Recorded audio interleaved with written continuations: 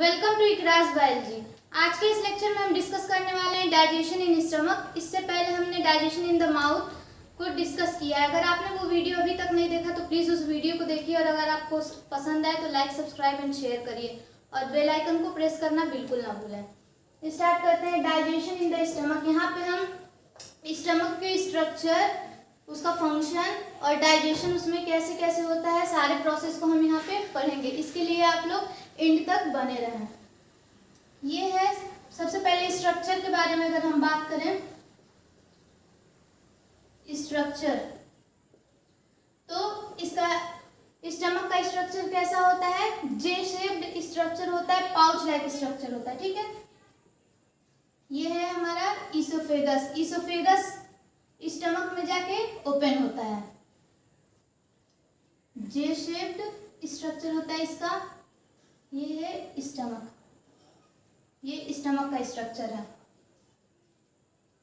Stomach के यहाँ पे 3 पार्ट्स हैं। कौन कौन से? यहाँ पे जो ये पार्ट आपको दिखाई दे रहा है वो है कार्डिएक। कार्डिएक, इसका नाम कार्डिएक इसलिए है क्योंकि ये हार्ट के बगल में प्रेजेंट होता है। स्टमक कहाँ प्रेजेंट होता है? ये एब्डोमिनल में, एब्डोमिनल साइड में प्रेजेंट होता है, लेफ्ट साइड में। सेकेंड है ये जो उठा हुआ स्ट्रक्चर आपको दिखाई दे रहा है, ये इसको हम बोलते हैं फंडस। फंडस। और थर्ड ये वाला स्ट्रक्चर है, इसको क्या बोलेंगे? पाइलोरस। पाइलोरस। यहाँ पे ये है, ये पूरा है इसका बॉडी, इसको बोलते हैं बॉडी। यहाँ पे रिंग लाइक स्ट्रक्चर प्रेजेंट होता है, इसको क्या बोलेंगे? ये है कार्डियक स्फिंक्टर। Cardiac sphincter.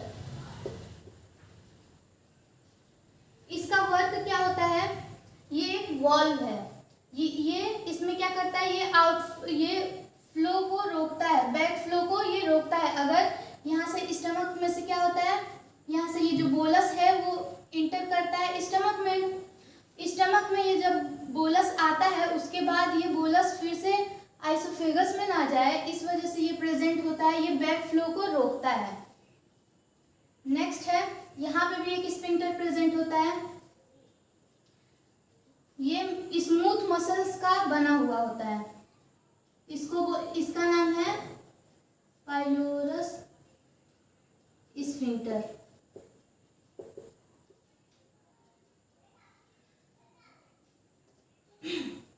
ये भी क्या करता है? ये भी बैक फ्लो को रोकता है। अगर एक बार स्टमक में से सारा, अगर स्मॉल इंटेस्टाइन, यहाँ पे क्या स्टार्ट होता है? Small intestine. अगर स्मॉल इंटेस्टाइन में अगर इंटर हो गया तो ये फिर बैक फ्लो होकर फिर से ये स्टमक में यहाँ से नहीं जा सकता है। ये था हमारा पूरा स्ट्रक्चर। अब यहाँ से वर्क देखते हैं। ईसोफेगस से फूड कहाँ आता है? स्टमक में। यहाँ पे मूवमेंट कौन सा प्रेजेंट होता है? पेरिस्टाल्टिक मूवमेंट प्रेजेंट होता है। Peristalsis movement. इस मूवमेंट में क्या होता है? कॉन्ट्रैक्शन एंड रिलैक्सेशन होता है। ये होता कैसे है? यहाँ पे आप देखिए, यहाँ पे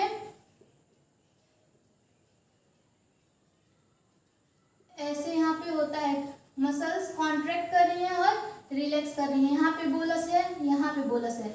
ये ऐसे क्या करेगा? ये इसी मूवमेंट में आके ये यहाँ पे स्टमक में इंटर करेगा। ये क्या करता है? कॉन्ट्रैक्ट होता है, रिलैक्स होता है। कॉन्ट्रैक्ट करता है तो ये क्या करता है? यहाँ पे मूवमेंट को आगे बढ़ा रहा है यहाँ पे, इस वजह से ये इसको क्या कहता है? Peristalsis movement. अब सेकंड होता है एंटी पेरिस्टाल्टिक मूवमेंट। उसमें क्या होता है? इसका जस्ट अपोजिट होता है। ये कब होता है? जब हमें वोमिटिंग होता है। वोमिटिंग के दौरान ये जो वॉल प्रेजेंट है यहाँ पे, ये वॉल खुलता है और जो स्टमक का जो फूड है वो गले पे, ईसोफेगस में इंटर हो जाता है। यहाँ पे इंटर होने के बाद होता है, लोग को हार्ट बर्न होता है, बोलते हैं गले में जलन हो रहा है। ये इसी वजह से होता है। ये हैवी फूड या फिर ज़्यादा प्रोटीन वाले या फैट वाले फूड खाने की वजह से ये होता है। अब यहाँ पे डाइजेशन दो तरीके से प्रेजेंट होती है। कौन कौन? एक मैकेनिकल डाइजेशन होता है और केमिकल डाइजेशन होता है। मैकेनिकल डाइजेशन यहाँ पे मसल्स परफॉर्म करते हैं और जो केमिकल डाइजेशन होता है वो सेल्स परफॉर्म करते हैं। ये जो वॉल है इसका अगर कट लें तो ये वॉल जो है वो इसमें 3 लेयर्स प्रेजेंट होते हैं। जो आउटर मोस्ट लेयर होता है, यहाँ पे देखिए, ये जो आउटर मोस्ट लेयर होता है उसको क्या बोलते हैं? सेरोसा। मिडल लेयर जो होता है उसको क्या बोलते हैं? Oblique, circular and longitudinal muscularis externa. इसके जस्ट ऊपर सब म्यूकोसा प्रेजेंट होता है और उसके जो है ये इनर मोस्ट लेयर है, ये म्यूकोसा। इसके बाद ये म्यूकोसा प्रेजेंट होता है। म्यूकोसा में क्या होता है? यहाँ पे गैस्ट्रिक फ्लूइड पाए जाती हैं, गैस्ट्रिक ग्लैंड्स पाए जाते हैं। ये गैस्ट्रिक ग्लैंड्स को सीक्रेट करता है। यहाँ पे ये जो कैविटी है, कैविटी से यहाँ से गैस्ट्रिक जूस कहाँ जाते हैं? ये जो पोर दिखाई दे रहा है, पोर लाइक स्ट्रक्चर, वो क्या है? गैस्ट्रिक पिट्स, इसको बोलते हैं गैस्ट्रिक पिट्स। तो ये जो कैविटी प्रेजेंट है, यहाँ से गैस्ट्रिक जूस जो है वो कहाँ जाते हैं? स्टमक में अंदर इंटर करते हैं।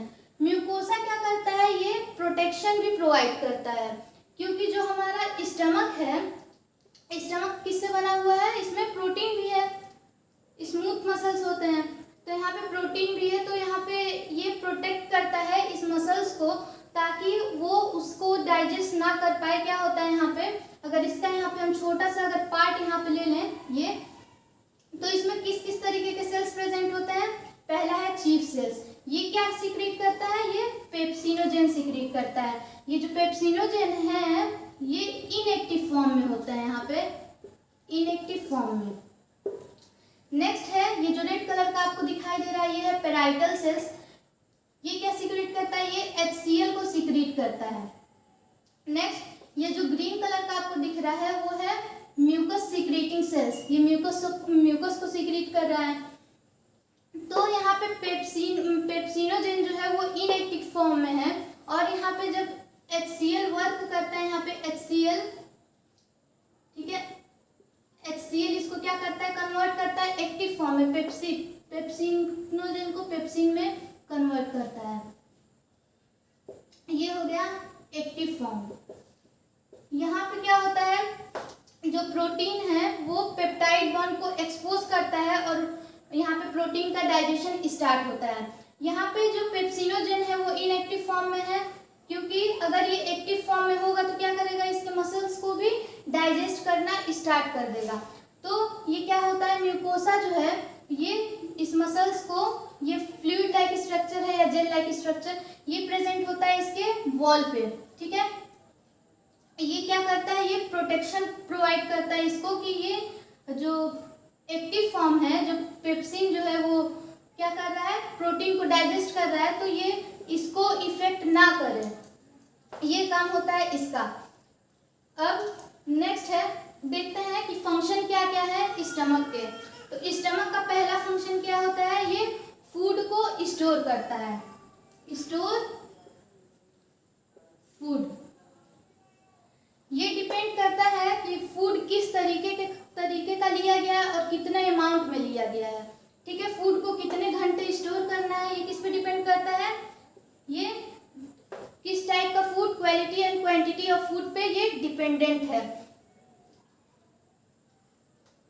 मोस्टली फूड कितने 4 to 6 आवर में 6 आवर ये स्टोर करता है। लेकिन कार्बोहाइड्रेट का अगर हम बात करें, अगर कार्बोहाइड्रेट का बात करते हैं तो ये कितना टाइमिंग लेता है?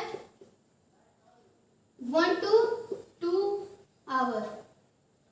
फूड को कितने देर स्टोर करता है? कार्बोहाइड्रेट अगर हमने बस कार्बोहाइड्रेट लिया है तो ये 1 से 2 घंटे। और प्रोटीन वाले अगर फूड हमने लिए हैं तो यहाँ पे 4 to 5 आवर होता है। 4 to 5 आवर। प्रोटीन को कितने देर ये स्टोर करता है? 4 to 5 आवर। और फैट को ये स्टोर करेगा 6 to 8 आवर।